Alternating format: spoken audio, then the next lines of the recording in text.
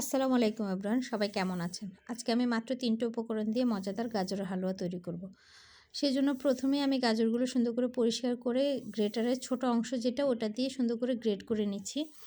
গ্রেটারটা great করে নিলেই সবচেয়ে সুন্দর হয়, গাজর হালুয়াটা একটু ঝরঝরে ভাব হয়।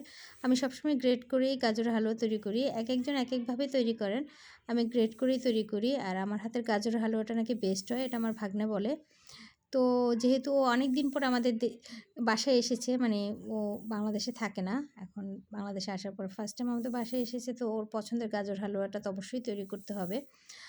তো ফার্স্টে আমি চুলায় একটা প্যান বসিয়ে দিলাম, আর আমি আজকে হালুয়াটা তৈরি করব বাটার এবং ঘি দুইটা দিয়ে।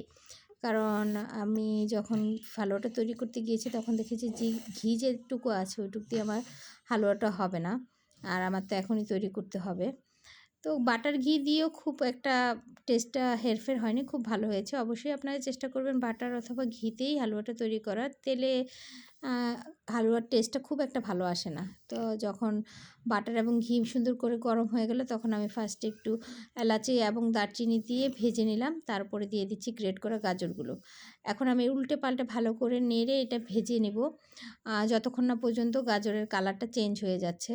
গাজরের কালারটা চেঞ্জ হওয়ার পরে আমি এটার মধ্যে বাকি উপকরণগুলো দেব। এখানে আমি একটু লবণ দিয়ে বাটারের মধ্যে খুব সুন্দর করে হালুয়ার জন্য যে গাজরগুলো দিয়েছি ওগুলো ভেজে নেব। মিষ্টি জাতীয় খাবারে সবসময় লবণটা দিবেন, কারণ লবণটা না দিলে আমার কাছে মনে হয় যে মিষ্টি খাবারটা একটু ফ্যাকাশে লাগে। লবণ দিলে মিষ্টির ব্যালেন্সটা ঠিক থাকে। তো এখন আমি একটু ভাজা ভাজা করে নিচ্ছি। দেখুন গাজরের কালারটা কিন্তু চেঞ্জ হয়ে গিয়েছে, পানিটা শুকিয়ে গিয়েছে। এখন আমি এর মধ্যে চিনি অ্যাড করে নেব। চিনিটা আপনারা যার যার স্বাদ মতো অ্যাড করতে পারেন। আমরা একটু মিষ্টিটা কম খাই, সেজন্য আমি পরিমাণে একটু কমই চিনি দিয়েছি। চিনি দেওয়ার পরেই দেখুন সুন্দর করে চিনিটা মেল্ট হয়ে এটা একটু ভেজা ভেজা ভাব আর আঠালো ভাব হয়ে যাবে। আর এখনই কিন্তু সুন্দর একটা গাজরের হালুয়ার যে একটা স্মেল থাকে ওটা বের হয়ে গিয়েছে, খুব ভালো লাগছে গন্ধটা। তো আমি সুন্দর করে চিনিটা দিয়ে ভালো করে মিশিয়ে নিব। চিনিটাও একেবারে শুকনা শুকনা করে নিব, যাতে গাজরগুলো একেবারে ড্রাই থাকে আর আঠালো আঠালো একটা ভাব থাকে। এই যে দেখুন আমার কিন্তু গাজর হালুয়া প্রায় তৈরি হয়ে গিয়েছে। এখন আমি এখানে কিছু বাদাম কুচি দিয়ে দিব। আমি এখানে কাঠবাদামের কুচিটা ব্যবহার করব। আমি কখনোই হালুয়াতে কিশমিশটা ব্যবহার করি না, কারণ আমার কাছে মনে হয় গাজরের হালুয়াতে কিশমিশের টেস্টটা ভালো লাগে না। আপনারা যারা কিশমিশের টেস্টটা পছন্দ করেন তারা দিতে পারেন। এই যে দেখুন আমি এখানে কতগুলো বাদাম কুচি দিয়ে সুন্দর করে হালুয়ার সাথে মিক্স করে নেব। আমার কিন্তু হালুয়া রেডি হয়ে গিয়েছে। আমার এটা রেডি করতে সর্বোচ্চ আধা ঘন্টা বা ৪৫ মিনিটের মতো সময় লেগেছে। মানে শর্টকাটে যদি কোনো আপনার ডেজার্ট আইটেম খেতে ইচ্ছা করে তখন আপনারা কিন্তু এই গাজর হালুয়াটা তৈরি করতে পারেন।